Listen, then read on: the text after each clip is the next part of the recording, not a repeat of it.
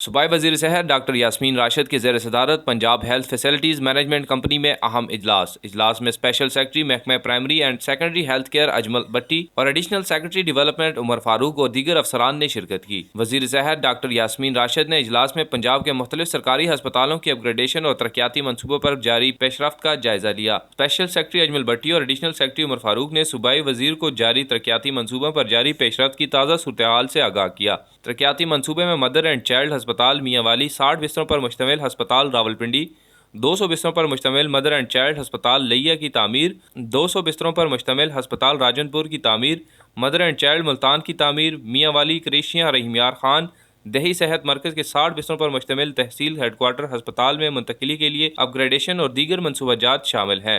صوبائی وزیر صحت ڈاکٹر یاسمین راشد نے افسران کو ترقیاتی منصوبے کو مقرر وقت پر ہر صورت مکمل کرنے کی ہدایات کر دی ہیں۔ مختلف اضلاع میں ہسپتالوں کی تعمیر کے بعد ہزاروں مریضوں کو بہترین طبی سہولیات حاصل ہوں گی۔ ڈاکٹر یاسمین راشد کا کہنا تھا کہ مختلف اضلاع میں ہسپتالوں کی تعمیر کے بعد ہزاروں مریضوں کو بہترین طبی سہولیات حاصل ہوں گی۔ پنجاب میں کئی دہائیوں سے نئے اسپتال نہ بننے کی وجہ سے سرکاری ہسپتالوں میں مریضوں کا رش 2 گنا ہو چکا ہے۔